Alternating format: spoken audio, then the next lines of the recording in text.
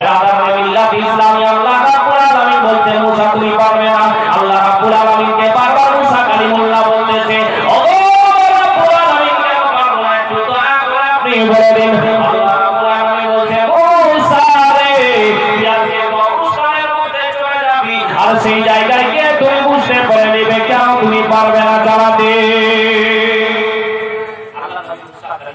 আল্লাহ রাব্বুল আলামিন অবস্থানের মধ্যে আল্লাহ রাব্বুল আলামিন কি বলেছে?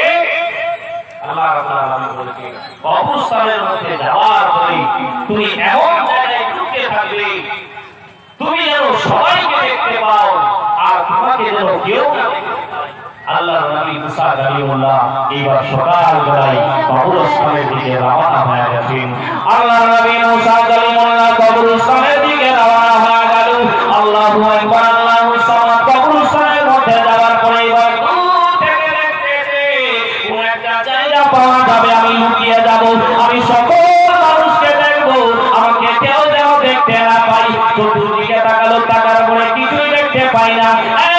কবরস্থানের মধ্যে গাছ দেখতে পেয়েছে বন্ধুরে। এইবার মনের মধ্যে কল্পনা শুরু করে দিল, আমি যদি এই গাছের উপরে উঠে যাই, আমি গাছের উপর থেকে আমি সকলকে দেখতে পাবো, আমাকে কেউ দেখতে পাবে না। আল্লাহর নবী মুসা কালিমুল্লাহ এইবার কি করলেন গো? ওই গাছের উপরে উঠে পড়েছে বন্ধু। আল্লাহু আকবার, আল্লাহু সামাদ। সকাল থেকে দুপুর হয়ে গেল, কিছুই বুঝতে পারছে না। এইবার বিকাল হয়ে গেল। এমন সময় আল্লাহর নবী মুসা কালিমুল্লাহ এইবার কি দেখতে পাই? কবরস্থানের মধ্যে একখানা মাইয়াকে লইয়া মানুষ যেন কবরস্থানের মধ্যে দাফন করতে চলে আসতেছে।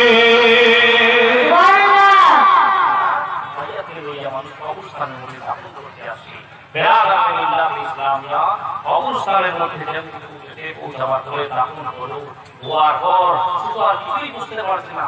মাটি দেওয়া হলো মানুষকে, ওই গাছের উপরেই পড়ে আছে। আল্লাহু আকবার, আল্লাহু সামাদ। কি বলবো দুঃখের কথা, আল্লাহর নবী মুসা কালিমুল্লাহ ওই গাছের উপরে উঠে আছে। কি দেখতে পাই ভাইয়া বন্ধুরা আমার বাচ্চা করা, এখনো সময় অন্ধকার হয় আগালো রে। রাতের অন্ধকার বেলায় একজন মানুষ ওই কবরস্থানের মধ্যে প্রবেশ করলো।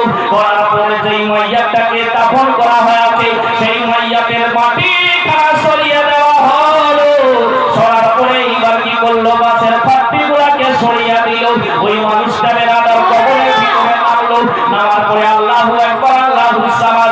যেই মাইয়াটি দাফন করা হয়েছে সেই মাইয়াটি একজন মহিলা ছিল। আল্লাহু আকবার, আল্লাহু সামাদ। এইবার ওই মানুষটা রাতের অন্ধকার বেলায় এসে কবর থেকে মাটি সরিয়ে দিয়ে কবরের ভিতরে নামলো। আল্লাহর নবী মুসা কালিমুল্লাহ গাছের উপর থেকে দেখতে পাই ওই মানুষটা কি করলো? ওই মাইয়াতের সঙ্গে জেনা করলো। জেনা করার পরে এদিকে মুসা কালিমুল্লাহ রেগে লাল হয়ে যাচ্ছে। মনে হয় আমি যাবো, এখনই ওকে চিড়ে দিব, ফাড়ে দিব। আল্লাহ রাব্বুল আলামিন বলে দিয়েছে তুমি সব খালি দৃশ্যগুলা দেখবে, সেই জন্য কিছুই করতে পারছে না। আল্লাহু আকবার, আল্লাহু সামাদ। আবার কবর থেকে ওই মানুষটা উঠে গেল।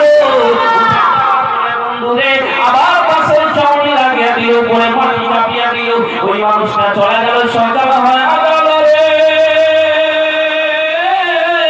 আল্লাহর নবী মুসা কালিমুল্লাহ তো খালি এটাই দেখতে পেল, কিছুই আর বুঝতে পারলো না। আল্লাহু আকবার, আল্লাহর নবী মুসা কালিমুল্লাহ আবার দূর পাহাড়ের মধ্যে পৌঁছে গেছে। যাওয়ার পরে এবার আল্লাহ রাব্বুল আলামিন মানে কবরস্থানের মধ্যে এই দৃশ্যগুলো দেখলাম। এবার আল্লাহ রাব্বুল আলামিন বলছে তোমার কথার উত্তর দিয়েছে। বলছে আমি খালি এই দৃশ্যগুলো দেখেছি। আল্লাহ রাব্বুল আলামিন মহান করুণাময় পরওয়ারদিগারে আলম বলছে মুসা তোকে আমি বলে দিচ্ছি, তোর কথা উত্তর খারাপ বলে দিচ্ছি। মুসা রে, যখন তুমি গাছের উপরে বসেছিলে আর ওই মানুষটা আসার পরে ওই কবরের ভিতরে যখন জেনা করতে শুরু করেছিল তোমার মনটা কি বলছিল? একটু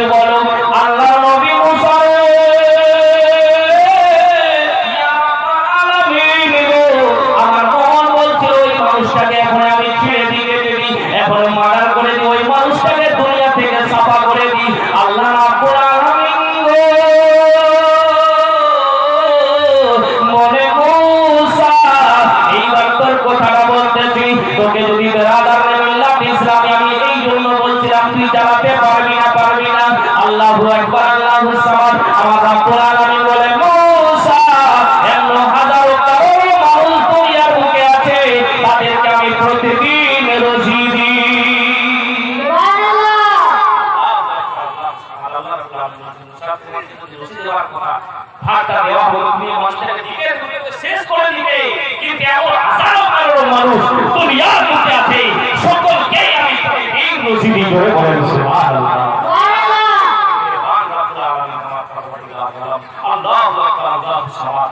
আপনি আমি বেরাদারকে দুনিয়ার মুখে এসে আল্লাহ রাব্বুল আলামিনকে ভুলে গেছি ভাইজান বন্ধুরা আমার বাচ্চারা অন্তর দিয়ে যদি আপনি আমি ডাকতে পারি ইনশাআল্লাহ আল্লাহ রাব্বুল আলামিন আপনার আওয়াজকে শুনতে পারে আপনি আমি যদি গভীর রাতে উঠে নামাজ পড়ি আল্লাহ রাব্বুল আলামিনের হুজুরে একবার সাজদা করি বেরাদার মসজিদের কোণাতে গিয়ে সাজদা করি